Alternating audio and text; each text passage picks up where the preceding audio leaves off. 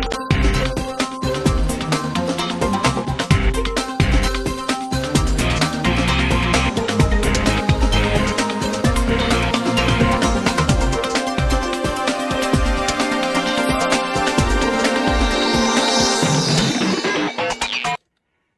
found us. Happy Saturday to you. Welcome to Lori Stories. I am your host, Lori Pinson. Today we have an amazing show, and already some of you are online. Daniel, I see you. Linda as well. Joanne, you guys are very excited about what is going to come today, and I'm excited too. So maybe you haven't got that perfect Christmas present, or maybe you read to your grandkids or your kids at night and you just want the best Christmas story for them. Well, guess what? Guess what I have for you? I have a local author who has maybe written the best thing for you. Let me just welcome him in.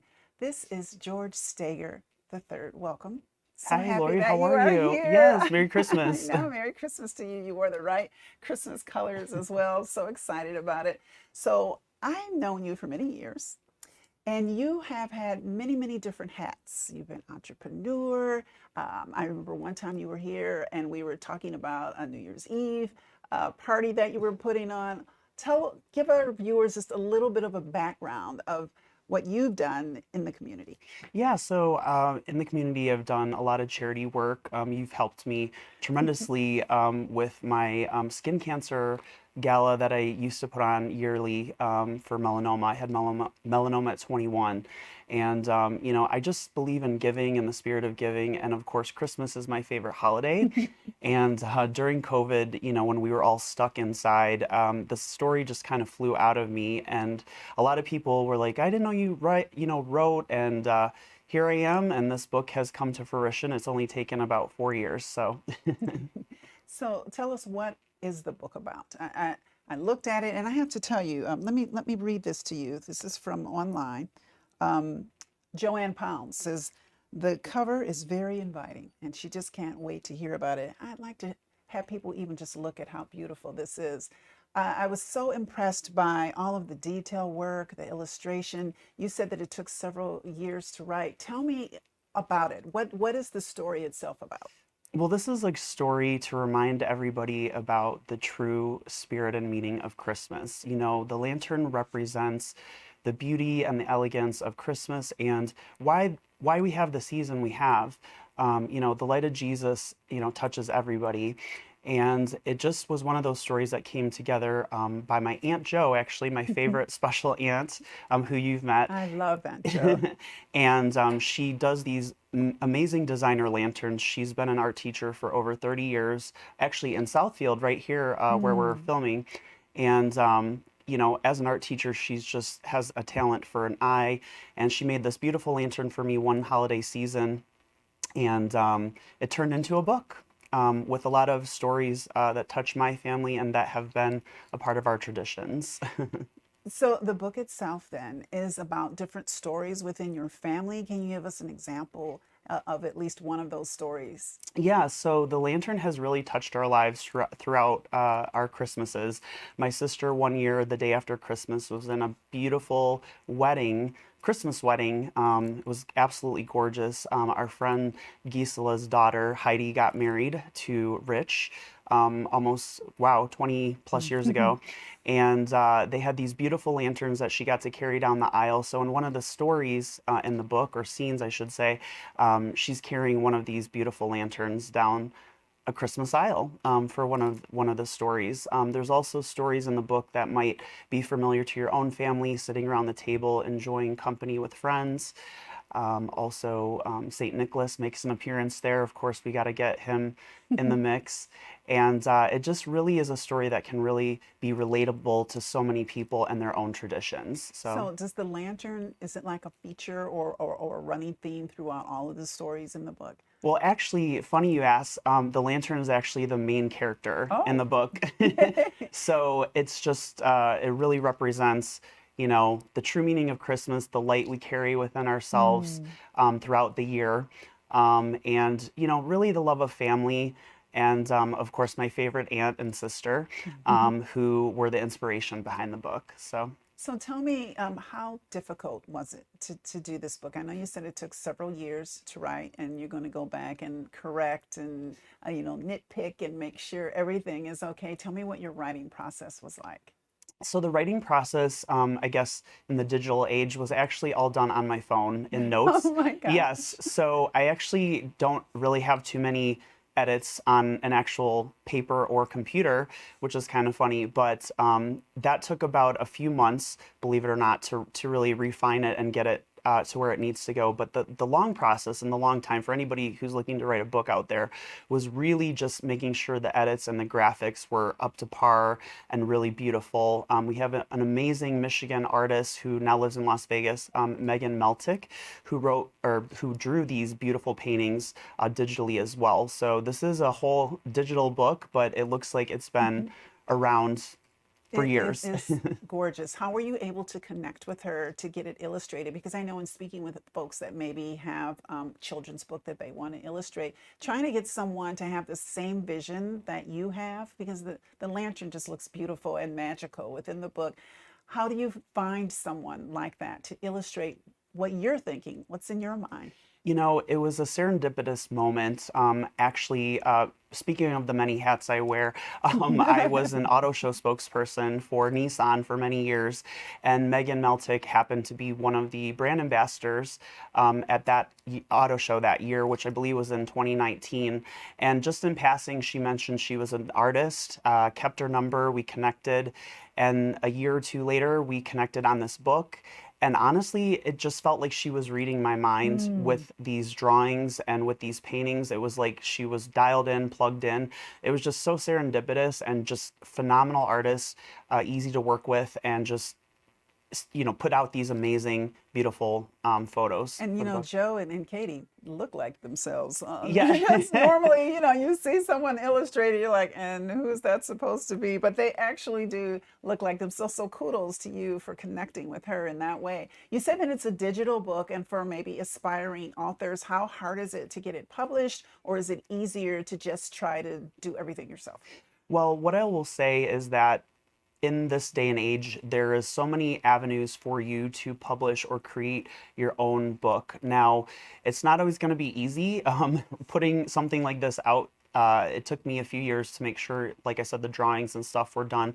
But if you find a publisher, a self-publisher, I should say, that is easy to use and work with, and someone you can just upload your So do you mean like an app then, or something like that? Is that yeah. when you So say self-publisher, what does that mean? yep. So there's self-publishers online that you can research. The particular one I'm using, I'm considering switching. Uh-oh. Speaking of the process, but these self-publishers, basically you upload your information, your drawings, your book. It has to be done correctly, so you'll probably have to hire graphic artists to make sure that it's laid out correctly, the way that they would like it. So anytime there's a book ordered, they do a print on demand, and Oh. it's very easy. So you're not carrying a whole bunch of books. Exactly. So you don't have a whole bunch of books. Right. Now, what was the reception like? I know that here we are with tons of books, and it looks like you're going to be signing all of those books. Tell me what that was like to actually sit down and have people come up and ask for your autograph, and here you are signing the books. Tell me what that's like.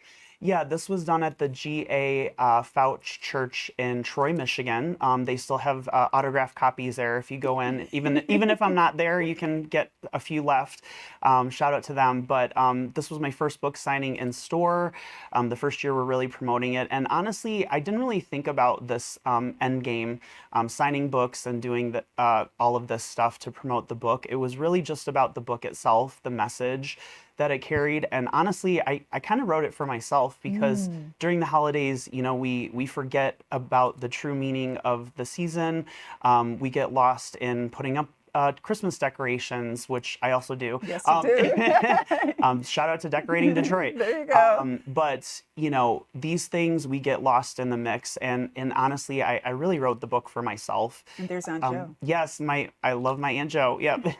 It's just one of those books, a nice, simple, quiet reminder is what I like to say about the season. So, And there's Aunt Jo and your beautiful sister and my as sister's well. expecting. Shout out to Oh, Katie. She yay! will be due on the 16th. So we'll be seeing you soon, baby number two. Oh my goodness. So, baby number two and baby number one will also get a nice read from Uncle George as Yes. far as the Christmas lantern goes. So, tell me, knowing how, I don't want to say difficult, but long that it took to get your book published and everything, do you have other books in the works? Yes, funny you ask, but we have, well, I should say, two additional Christmas books because I love the holidays so much. One about baking with another Oh, family member and the story about that, and then the other about Christmas lights. So I'm super excited to get those out, hopefully next year, because I've been through the process of the publishing world, and hopefully, if all happens well, we will get it done and get it out next Christmas. so what would you do differently now that you know what it's like to try to get a book published? What would you do that maybe would make it easier for you this time around? I would say that now that I know the process, now I know, how the graphic designer sets up the book, how things should run, it's going to be much more streamlined. So now that I've worked with Megan on her drawings and how beautiful they are, I know her work. She knows what I'm looking for. It'll just be much easier to get this out quicker. I'm hoping. So a lot of times, like if we're telling a story here at Fox 2, we try to write to visuals. We try to think of what visually would be appealing. Will you do that? Will you keep that in mind for your next book, knowing how amazing Megan's illustrations are? You're like, well, this might be something that I want to put in because she's going to make it look great. Absolutely. We also use photos. Like I sent her photos from different scenes of, past Christmases to kind of be inspired by photos of her family, which she did an amazing job capturing, the essence of our family members in the book. So yeah, we use a variety of things. She does a draft. I circle things. I cross things Mm. out. I make sure that, it tells the story that we are trying to tell in the book. So there's definitely a back and forth process. What is it that you're hoping that people get from your book? Because as you kind of touched on a little bit earlier, the holidays aren't always joyous and happy for everyone. Some people, it's a sad time. Maybe they lost someone, or maybe they just don't feel like being rah-rah in the spirit. But you said that the Christmas lantern that your Aunt Jo made means so much to you and is uplifting. What are you hoping that people get from reading your book? Just bringing it back to the traditional message of Christmas, which is that, God is here to provide that support, that hope, and that love for people, in a world that's, sometimes feels broken. And with the Christmas lantern and with the light that represents Jesus in this book, to get back to the true meaning of Christmas, I just hope people, feel that warmth, feel the spirit, really give them hope and really give them joy. Because as you said, the season can be a sad time. I lost my grandmother Mm. actually 9 years ago this Christmas, just a few days before Christmas. So um, things like this and traditions like this really help me get through the holiday season when it was a sad time. But as I can tell you folks out there, as the seasons go on, maybe this Christmas is not your best Christmas, but there are better Christmases ahead, and just keep that spirit inside of you. Well, So. with that, we have to tell people how to get the book. So please tell us how we can get the book. So you can get an amazing discount right now if you go to christmaslantern.co. That's christmaslantern.co. You'll be able to grab a copy there. Okay. So we want to thank you so much for coming into Lori Stories today. Wishing you all the best with the Christmas lanterns, beautifully illustrated. That's right. And make sure you get your copy at christmaslantern.co. And I'll make sure that I put that across my social media as well as on the station's YouTube. Thank you so much, George, for coming in. Appreciate it so much. And that does it for this day's Lori Stories. As I always tell you, have a positive day. I'll see you later.